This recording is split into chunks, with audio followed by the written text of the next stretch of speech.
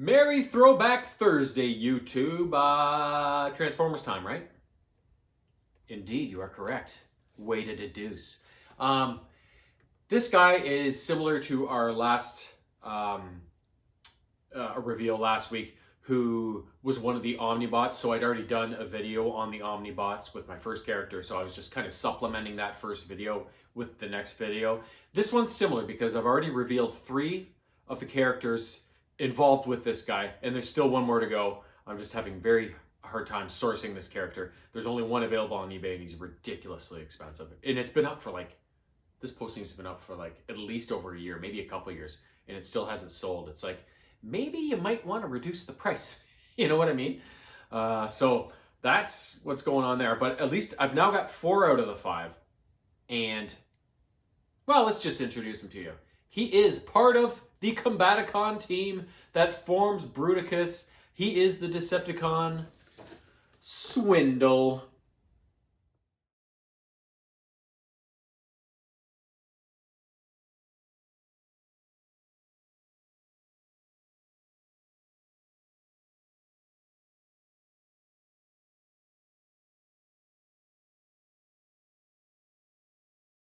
Now, I will post in the body of this video, and I'll try to remember to do it right off the hop, the video, my first Combaticon video that introduced the first 3 characters and went over their descriptions of what they were like, and you'll see the video clip of Bruticus being formed in that cartoon clip. And I will also right now show you, even though I have already a while back unboxed the G1 version of Bruticus and all 5 of the Combaticons, I will show you the G1 picture of Swindle right now, just to refresh your memory a little bit. Here he is.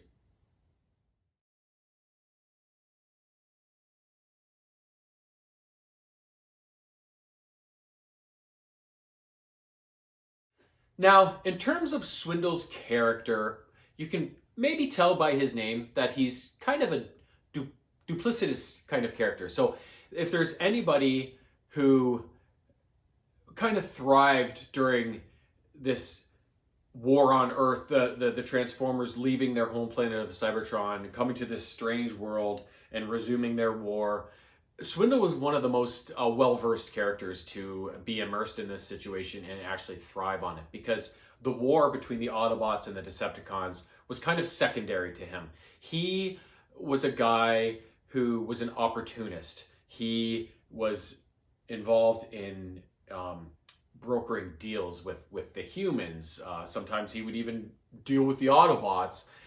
Whoever he could do business with, get paid by, and make a deal with, he would go for it. So the only thing that I think kept him tied to the Decepticon cause was simply because he was part of this team. He had 4 team members that he formed Bruticus with that he couldn't really cut ties with, because Megatron would have had his ass, because Bruticus is one of the Decepticons' most powerful weapons, right? So Swindle forming one of Bruticus's legs is a pretty important piece of that giant robot. So, but yeah, he knew weapons. He loved to sell weapons. He knew everything about the process, and he would deal with absolutely anyone. He called himself an entrepreneur.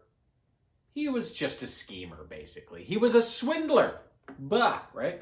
So yeah, so his character and his alternate mode as like an army jeep, he was my favorite Combaticon. He was just a really interesting character, a funny character, and just really fun to watch during the cartoon. So he's my favorite Combaticon, even though Onslaught's probably the coolest one because he's big and he's the torso of Bruticus and he's this big, long, kind of weird army truck with a big blaster on the back.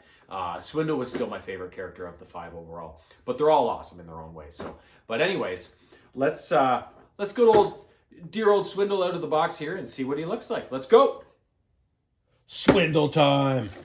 And this is a Unique Toys character. I really like Unique Toys. I've got a handful of them in my collection. They're usually easier transformations than some of the other brands. And yeah, so I was very happy to add this team and by this brand into my collection. And Unique Toys calls him Gazranka. I'm not even sure if that's a word in some sort of language and what it means, but came up with some really weird names for their bots. Okay, these are... Huh. What are these things? They're little felt things. They must be for... Huh. Strange. Yeah, I guess we'll find out. But there's his character card. And this was a used character that I bought from somebody. So it's already been opened up and whatnot. I think transformed only once, sort of thing, you know. Instructions for these guys. As you can see, like I said, they're a little easier to transform. Like, look at this. It's only, Jesus, a one-page thing, right? Like, so I like the simplistic style of these transformations. Now, in terms of what he's got going on here, it looks like he's just got one blaster to be had. This baby right here, it's a big boy with a rocket on top. Son of a bitch. And then obviously, Bruticus's foot. So if I do manage to find the last Combaticon, I will be able to put this bad boy together. And it will be awesome. I could put him somewhat together now and just have him missing an arm because I've got both the legs. But I want to wait until I've got them all. I'm a completist, you know. Okay, so there is Mr. Swindle. He came in his robot mode. So what we'll do is switch to time lapse. We will get him turned into his Jeep mode so you can see what that looks like. And yeah, and then we'll wrap up with my my final opinion, my thoughts on dear old Swindle. Let's go.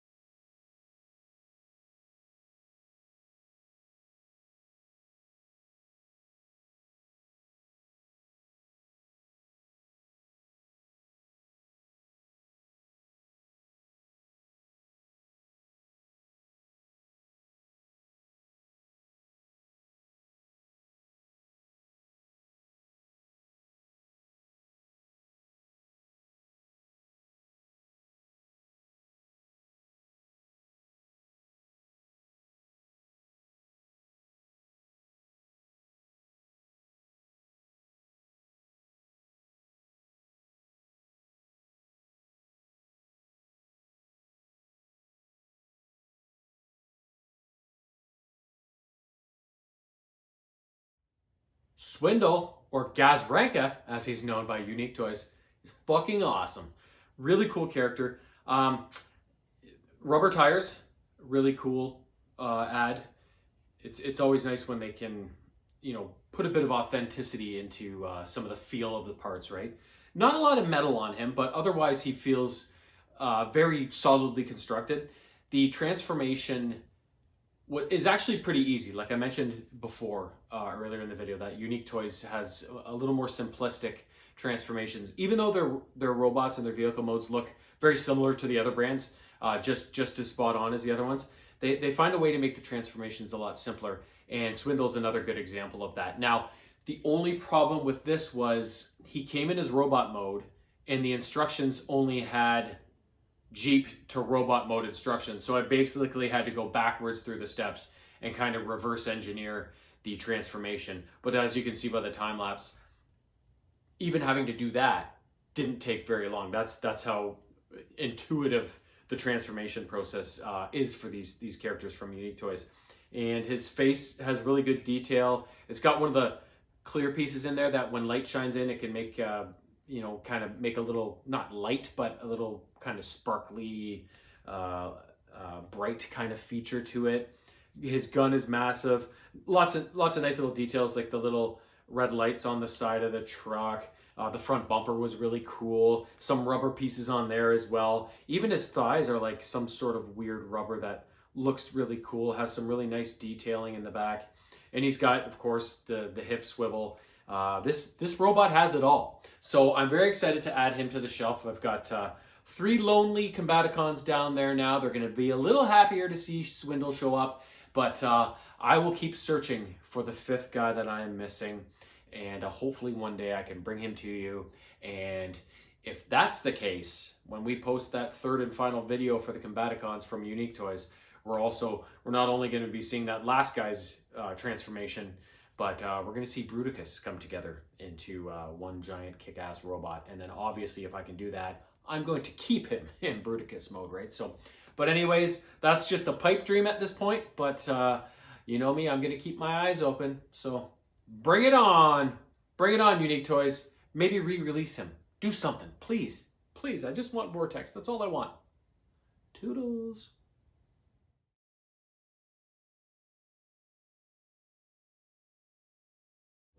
Meow.